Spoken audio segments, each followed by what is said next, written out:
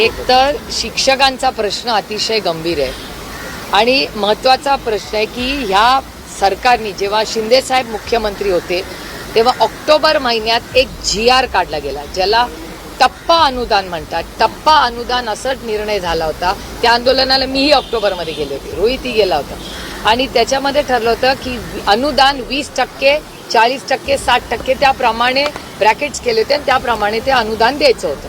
अनुदान देत असताना GR काढलेला आहे महाराष्ट्र सरकारने ऑक्टोबरमध्ये माननीय शिंदे साहेबांच्या सहीने की हो आम्ही शिक्षकांना टप्पा अनुदान देणार. झाला ऑक्टोबर, मतदान झालं. नोव्हेंबर, डिसेंबर, जानेवारी, फेब्रुवारी, मार्च, एप्रिल, मे, जून, जुलै 9 महिने झाले GR काढून. अजूनही त्या शिक्षकांना टप्पा सोडा एक थेंबपड काही पैसे वाढवून दिलेले नाहीत. अनेक शिक्षक तिथे महिलाही बसलेल्या आहेत. काल ओक्साबोक्शी रडत होते, आता हातात झालेले आहेत. आणि जर सरकारने GR काढलेला आहे तर GRला पण हे लोक केराची टोपली दाखवत आहेत. मग हे सरकार राहणार कसं? असं असेल तर सरकारने घरी जावं, राजीनामा द्यावे या सरकारने. जर GRच इम्प्लिमेंट होणार नसतील तर काय कामाचं आहे सरकार? आणि हा इश्यू मी केंद्र सरकारमध्ये पार्लमेंटमध्ये रेस करणार आहे.